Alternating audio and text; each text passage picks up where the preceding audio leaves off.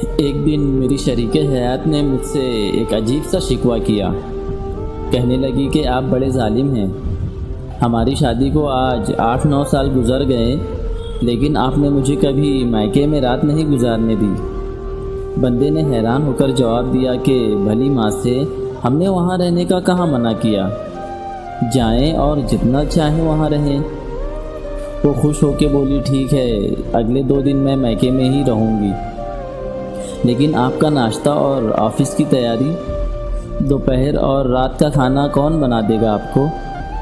بندے نے جواب دیا کہ میں ہر طرح کا کھانا بنانے میں ماہر ہوں، کپڑے کو بھی دھو لیتا ہوں اور پریس بھی کر لیتا ہوں۔ کچھ زیادہ مسئلہ ہوا بھی تو بھائیوں کے گھر ساتھ ساتھ ہیں، میں وہاں سے مینیج کر لوں گا۔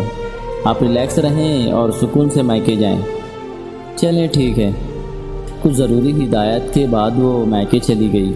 یاد رہے میری سسرال کے گھر کا فاصلہ آدھا کلومیٹر سے بھی کم ہے۔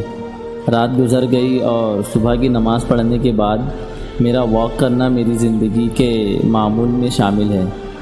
واک کرنے کے بعد بندہ ناشتہ بنانے کا سوچ ہی رہا تھا، اچانک سے دروازے پر دستک ہوئی۔ دروازہ کھولا تو بیگم صاحبہ تھی۔ حیرانی کا جھٹکا سا لگا، اتنی صبح سویرے واپسی کر لی، خیریت؟